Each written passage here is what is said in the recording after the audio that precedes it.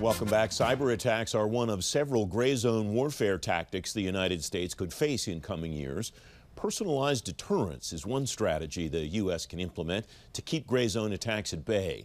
Elisabeth Braw is visiting fellow at the American Enterprise Institute. She's writing about gray zone attacks in Defense One. Elisabeth, welcome. Thanks for coming on the program. You cite in your piece several examples of gray zone threats: South China Sea and China's activities there, malware, election misinformation. What does the entire landscape of the gray zone threat look like? Well, thank you for having me. So gray zone aggression is so incredibly attractive because you can do whatever you come up with below the threshold of armed violence or armed forces violence. So that means that you can be incredibly imaginative and inventive, and that's what China did in the South China Sea, where it started building artificial islands. But I didn't say that's what it was doing. It just did a little bit at the time, and then all of a sudden, lo and behold, there were new islands there, and there was really nothing the international community could do about it. Then we have disinformation, we have cyber attacks, we have cyber espionage, intellectual property theft, subversive business practices. So the gamut, and it's very hard to figure out who is supposed to do something about this and to counter it and to deter it.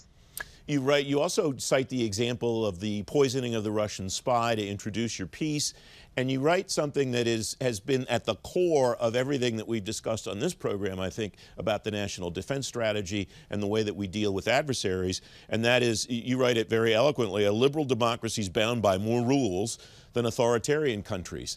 What does that say about the way that we approach these kinds of threats? So that is the challenge that we have, that our adversaries, meaning authoritarian countries that engage in this form of aggression against us, don't feel bound by the same rules that we do. So we, for example, we wouldn't poison our former spies in a different country. At least I hope we wouldn't.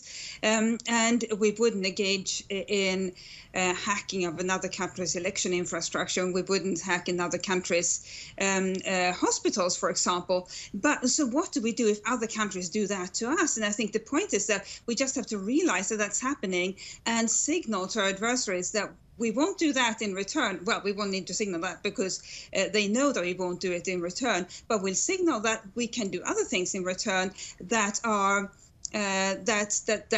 acceptable in a liberal democracy. The formal term for that is personalized deterrence, as I mentioned at the beginning of our conversation. I like your informal term for it much better, the horse's head in the bed approach. What does that mean?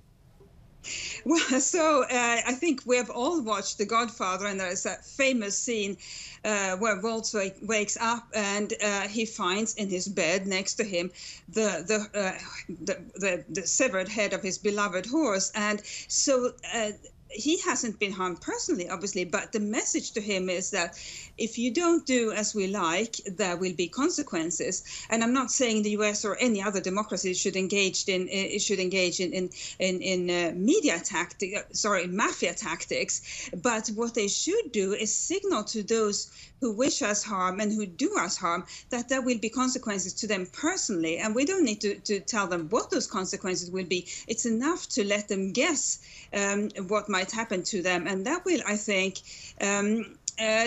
lead them to conclude that it might be better not to engage in gray zone aggression against us. You give us the good news toward the end of this piece, Elisabeth. You write, Western countries also have a phenomenal advantage. What is that advantage?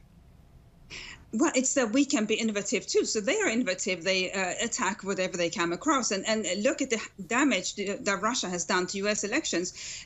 Americans, the majority of Americans, believe that U.S. elections are being harmed by Russia, and sort of half of the population believes that American elections are not safe. So that's something where we can be equally imaginative, not in trying to influence anybody else's elections, but in for example, releasing publicly available information about those who engage in aggression against us. So lots of foreign leaders own property in our countries. They have bank accounts in our countries. Their children go to university in our countries. We can release that information, and that's not secret information, but it is information that, if made available to a wider public, would really embarrass those officials and cause them to think twice. Not just officials, but lower level people as well, including those who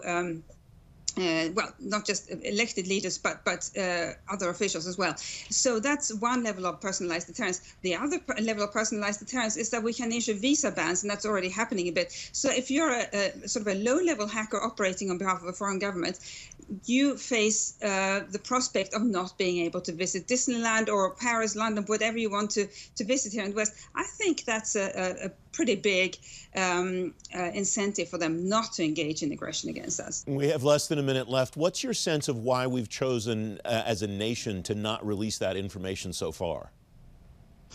Well, I think because we are so used to engaging in deterrence against countries. So we say, if you attack our country, we'll attack back with our armed forces, and if need be, with nuclear weapons. We're not used to thinking creatively, but our adversaries are very good at thinking creatively, and that's where we have to follow their lead.